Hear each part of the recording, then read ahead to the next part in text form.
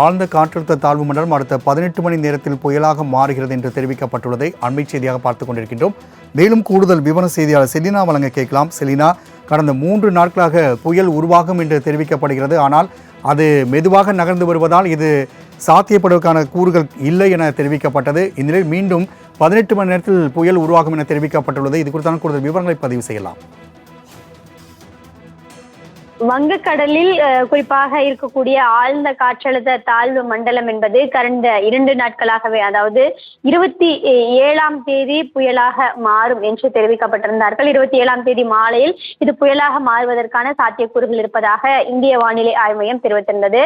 இந்த நிலையில் காற்றின் வேகம் மாறுபாடு காரணமாகவும் 2 புறங்களிலும் இருந்து காற்று ஆழ்ந்த காற்றழுத்த தாழ்வு மண்டலத்தை தாக்கும் பொழுது இந்த காற்றின் வேகம் அதிகமாக இருப்பதால் தான் இது காற்று புயலாக மாறாமல் ஆழ்ந்த காற்றழுத்த தாழ்வு மண்டலமாகவே இருப்பதாகவும், அது ஒரே இடத்திலேயே நேற்று ஒரு 12 மணி நேரம் வரையிலும் ஒரே இடத்தில் அது இருந்தது.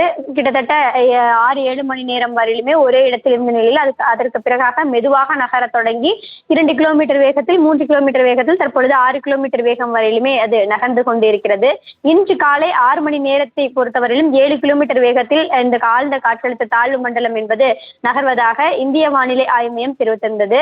தற்பொழுது தனியார் வானிலை ஆய்வாளர்கள் இந்த காற்றழுத்த தாழ்வு மண்டலம் என்பது ஆழ்ந்த காற்றழுத்த தாழ்வு மண்டலமாக உருமாறி அது 2 நாட்களாக அப்படியே இருக்கக்கூடிய நிலையில் இன்று இது புயலாக மாறுவதற்கு வாய்ப்பு இருக்கிறதாக தெரிவித்திருக்கிறார்கள். குறிப்பாக ஆழ்ந்த காற்றழுத்த தாழ்வு மண்டலம் என்பது அடுத்த 18 மணி நேரத்தில் புயலாக மாறுவதற்கான வாய்ப்பு இருப்பதாகவும், புயலாக மாறி நாளை பிற்பகல் 1 மணி அளவில் இது கரையை கடக்க துவங்கும் என்று தெரிவித்திருக்கிறார்கள். குறிப்பாக சென்னை புதுச்சேரி இடையே மரக்காணம் அருகே புயலாக கரையை கடப்பதற்கான வாய்ப்பு இருக்கக்கூடும் என்றும், இதன் காரணமாக வட கடலோர மாவட்டங்களை பொறுத்தவரையிலும் விட்டு விட்டு தரைக்காற்று என்பது இன்று பதிவாகும் என்று தெரிவித்திருக்கிறார்கள். குறிப்பாக சென்னை, திருவள்ளூர், காஞ்சிபுரம், செங்கல்பட்டு, விழுப்புரம் ஆகிய மாவட்டங்களில் இன்று இரவு 7 மணி முதல் நாளை காலை 2 மணிக்குள் அதிகனமழைக்கான வாய்ப்பு இருக்கக்கூடும் என்று தெரிவித்திருக்கிறார்கள்.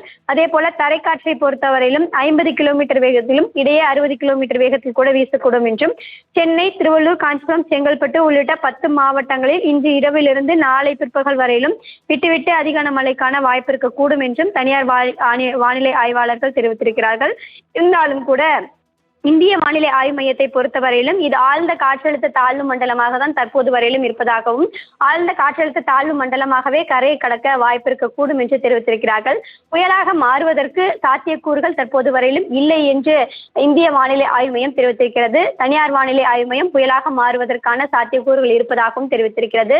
இந்திய வானிலை ஆய்வு மையம் தான் இது புயலாக மாற வாய்ப்பு இருக்கிறதா, இல்லை ஆழ்ந்த காற்றழுத்த தாழ்வு மண்டலமாகவே இன்றிலிருந்து நாளை வரையிலும் இருந்து கரையை கடப்பதற்கான வாய்ப்பு இருப்பதா என்பது தொடர்பான முழுமையான விவரங்களை தெரிவிக்க வேண்டும். செலினா, தகவலுக்கு நன்றி.